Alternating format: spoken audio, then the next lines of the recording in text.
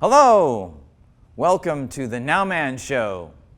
I am NOWMAN, the superhero of the present moment.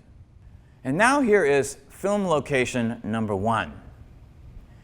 Some amazing films have been shot here over 100 years, including a couple of my all-time favorites. Here's the segment.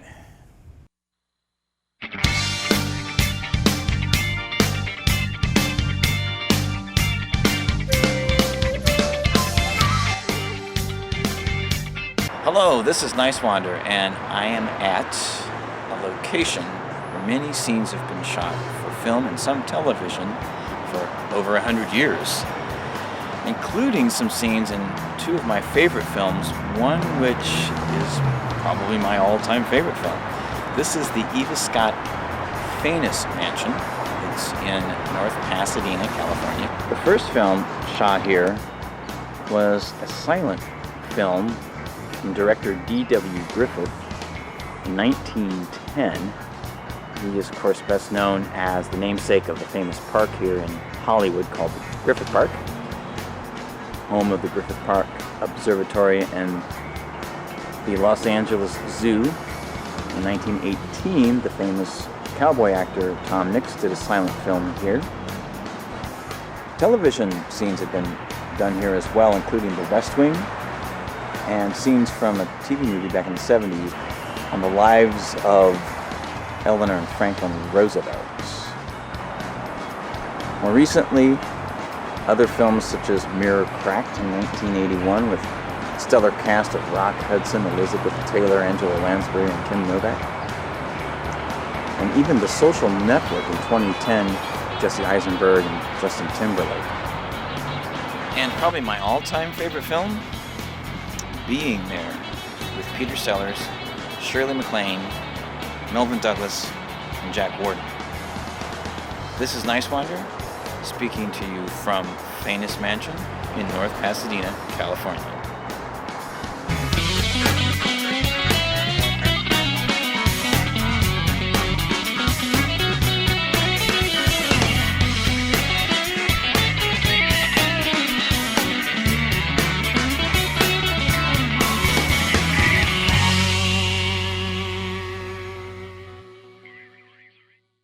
Hello, this is Niswander. I am backstage at the Acme Comedy Theater with Joel Karahadian, who is the co-creator of the new Urbanism Festival.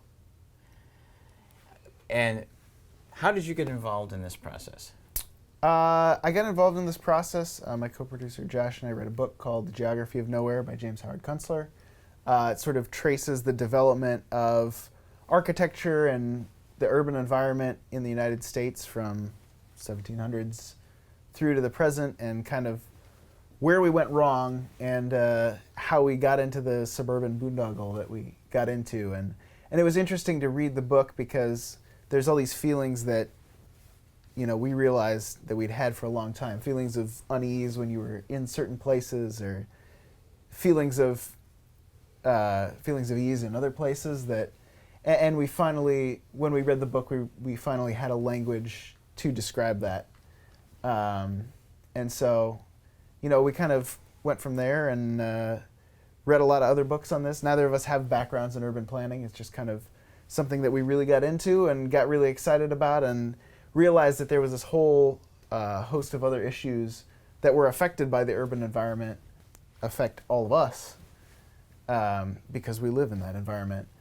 And so once, it's a classic case of, the new believer in evangelism. It's like once we learned and our eyes were open to this way of seeing the world and knowing that there was something different that could be done, we wanted to tell people about it. And the best way we found to tell people about it was to take them to one of these places and say, oh, look, see how this building is like close to the sidewalk and there's trees and there's parking and all this stuff.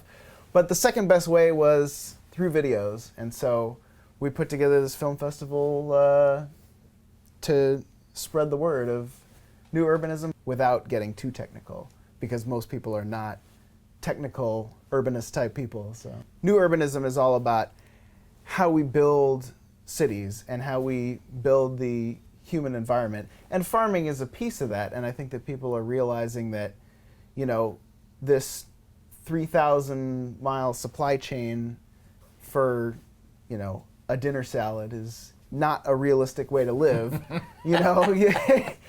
or bananas that are grown 10,000 miles away and shipped in is not a sustainable way to live. And so I think that farming is a big piece of that, and people are really starting to realize that. But there's so much more to new urbanism than just that. What are some examples that you're particularly interested in? Something that I'm probably the most interested in is the way that the places that we've built in this country have destroyed communities and destroyed a sense of community and a sense of connectedness between neighbors and between friends. And there's a lot of research that's been done by people like Robert Putnam, who wrote a book called Bowling Alone, about why the social fabric of the country is kind of broken down. And his classic example is there's more people today who bowl than there were in 1950, but they're all bowling on their own. They're not bowling with their friends or neighbors. They're not part of a league. They just kind of go and do it. And so a big part of that is the way that we've built our cities. We've built our cities in a way that requires you to own a car, requires you to drive that car everywhere you go. And when you're in your car, you don't talk to your neighbors, you don't interact with anybody, and there's sort of this dehumanizing effect on you, on the people around you, because you're all encased in these steel and glass bubbles.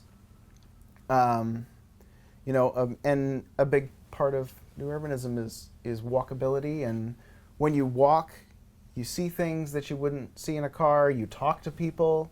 In the neighborhood that I live in, there's a lot of places that I walk to, and I know my neighbors. And I'm not close friends with any of them, but I know them and they know me, and we say hi to each other. And there's a much more sense of connectedness than, you live in this big high rise and you drive into the garage and you jump in the elevator and you don't talk to anybody. So the community connectedness piece is a big part for me. So. I agree. I think we're in some ways we're in a social crisis as far as that goes. I mean, we really have to learn how to talk to one another again. We're seeing that showing up in every part of life: the ecology, the economics, the politics, the education. What part isn't affected by that? Earlier today we screened a short film, a block of short films on healthy cities, and sort of how does the city affect our physical and our emotional and our spiritual health. And we had a panel discussion afterwards, and one of the statistics that one of the guys on the panel threw out is that I think only like 2% of people are Facebook friends with their neighbors, which is bizarre. When you look at the fact that some people have hundreds and sometimes thousands of Facebook friends, and it's people that they met once and they never talked to again, or it's that guy that I went to high school with and we used to sort of hang out maybe, and now I see pictures that he posts of his kid, but I never really talked to him. But you're not even friends with the person that lives next door to you. That's bizarre. There's as human beings, we have we're very physical, and there's an innate sense of place that we have that has been lost. We've created, to borrow from Kunstler, we've created these places that are just sort of nondescript places that are not worth caring about, that we just sort of pass through and have no connection with, and that's not what we're meant to be. So what do you feel, besides the passion for creating a festival to raise awareness, is there something else that motivates you personally for doing this festival? A big part of it is just that lack of a sense of community. Before, Josh talked about the book group and how that kind of morphed into this like community activist group, and so we would put on events, like music nights and coffee shops and poetry readings and pastry walks and things like that, just to get people out and get people in the neighborhood and get people talking with each other and spending time together. That's fantastic.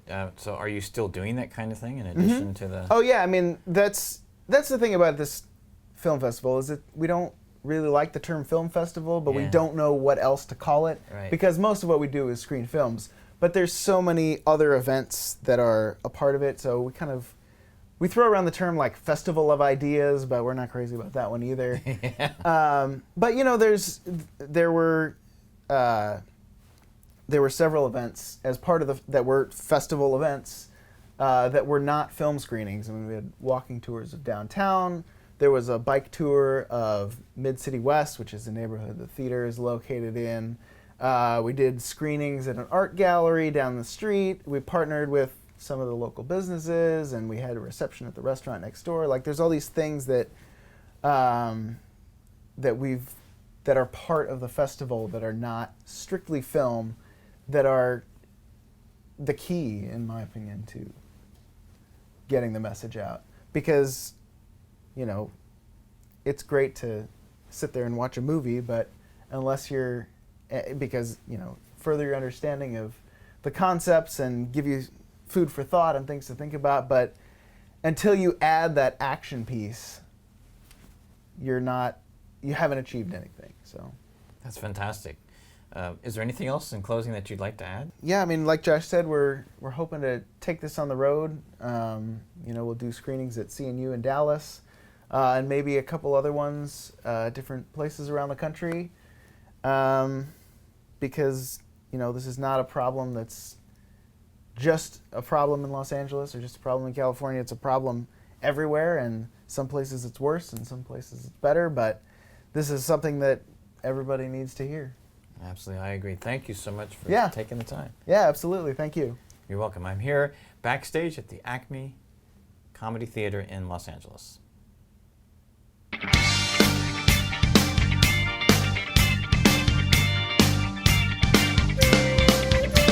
This is Niswander, and the question that I ask people that I interview is, I think we need a new renaissance. What would you recommend that we do together to help make the world a better place? Ooh. I'd like to see more people come out and support each other, you know, because I feel like there's so much great stuff and so many people have different ideas, and just seeing and being in community, I think that's where the energy comes from, as we talked about. When you see someone else doing something, you get inspired, they inspire you, and it feeds off. And I think that's, if you're talking a renaissance, that's big, but that's how it's going to happen. And that's what we're trying to do at the film festival, you know, get different people, bike advocate, planning engineer, to come together and get new ideas. So I think that's good. And that only happens in a dense mixed-use area, because if you have to travel all the time, those are huge obstacles. So if we build denser cities, there's your renaissance. That's fantastic. Thank you very much, Josh. Thank you. The past is gone, the future is yet to come, it's now.